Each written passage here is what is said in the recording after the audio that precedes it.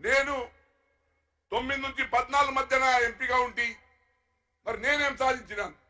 ఎందుకంటే ఈరోజు ప్రజలకు అడిగే హక్కు ఉంది. ఆనాడు 5 సంవత్సరాల సురేష్ షెట్కర్ ఏం చేసిండు జైరాబాద్ నియోజకవర్గాన్ని? అయ్యా బీబీ పాటిల్, నువ్వు 10 సంవత్సరాల నుంచి చేసి మరి నువ్వేం చేసినావు? అది కూడా కారు పంక్చర్ అయిపోయిందని పువ్వు మీద ఎక్కి కూర్చున్నావు.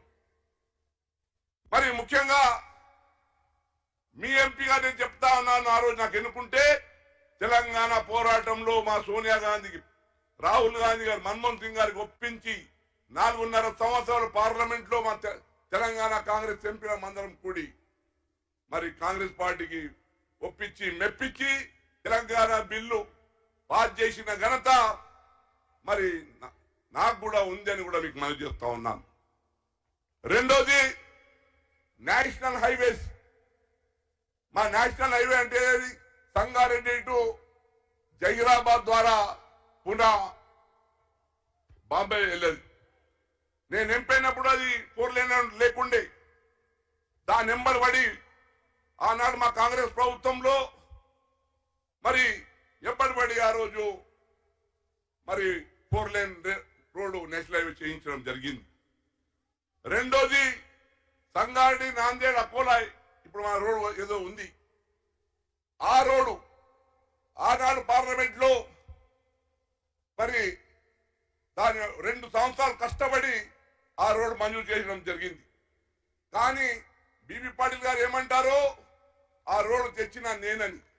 అందుకే నేను గజెట్ నోటిఫికేషన్ తెచ్చాను. ఈరోజు నేను ఎంపీగా ఉన్నప్పుడు మరి నా కృషి వల్లనే అది మన రోడ్ వచ్చింది. ఇప్పుడు మీరు చూస్తున్న రోడ్డు రావడం వల్ల మా 3 నియోజకవర్గాలు అందోల్, మరి నారాయణఖేడ్, జూకల్ నియోజకవర్గానికి ఎంతో సౌకర్యం జరిగింది. ఆయన రాసుకుంటున్నాడు నేను చేసినానని. అయ్యా మంజూరు చేసి గజెట్ నోటిఫికేషన్ చేసి టెండర్ చేసి బాధ్యత నాది. తర్వాత ఇప్పుడు ఈ హయాంలో అంటే నువ్వు 2 సార్లు నేను తెచ్చినానికి నీవు గజెట్ ఎట్లా, ఈ గజెట్ అని పంపిస్తాను, సెంట్రల్ గవర్నమెంట్ ఉంది, ఆ సూచన అర్థం చేసుకొని కూడా మనం చేస్తా ఉన్నా. అదే కాకుండా జైరాబాద్ లో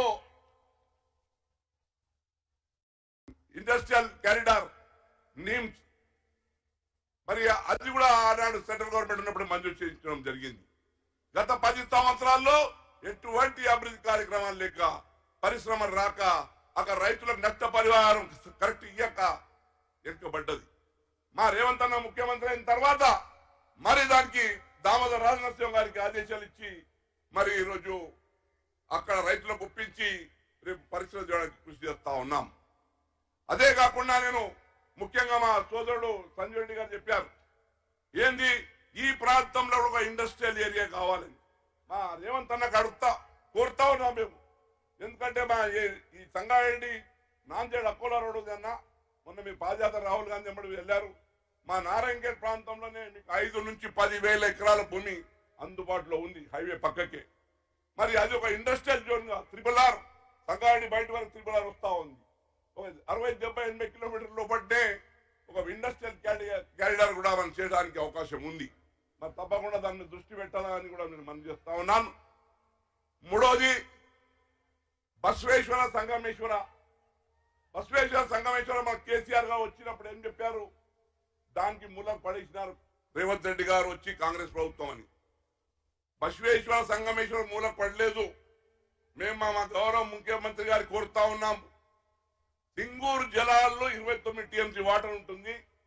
ఆ 29 టీఎంసీ వాటరు మా నారాయణఖేడ్, జైరాబాద్, అందోల్ నియోజకవర్గానికి 6 టీఎంసీ నీళ్ళు ఇస్తే సరిపోతుందన్నా మాకు. ఈ 3 నియోజకవర్గాలు కూడా 2-3 లక్షల ఎకరాలకు నీరు పారుతుంది. ఎందుకంటే హైదరాబాద్ డ్రింకింగ్ వాటర్ ఇప్పుడు Krishna first phase, second phase, Godavari first phase, second phase వస్తా ఉంది.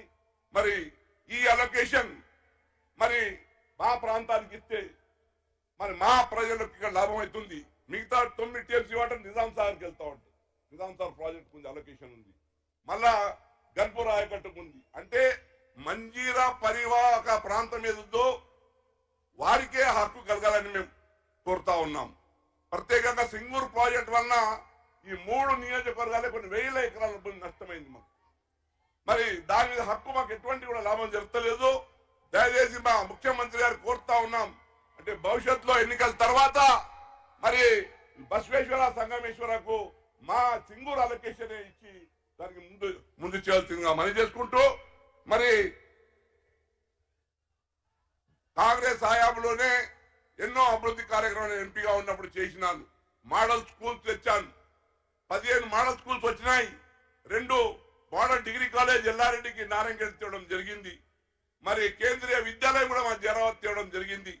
మరి ఈ రోజు ఈ సభాముఖంగా నేను ఒకటే అడగదలుచుకున్నాను, బీబీ పాటిల్ గారు, మరి మీరు 10 సంవత్సరాలు పనిచేసినారు, మరి మీరు ఏం సాధించారని మరి వచ్చి ప్రజల ముందు చెప్పండి. నేను పలానా సాధించానని నాలుగు జియో కాపీ తెచ్చి చూపెట్టండి. మాటలుగా పాంప్లెట్ ప్రింట్ చేసుకుంటే కాదు. మరి ఆ విషయంలో ఇప్పుడే మా మదన్ మోహన్ అన్న చెప్పినట్లు బీబీ పాటిల్ అంటే ఒక బిజినెస్ పాటిల్, ఒక కాంట్రాక్టర్. ఆయన తన స్వలాభం కోసమే పార్టీని మారుస్తా ఉన్నాడు. మరి ఈరోజు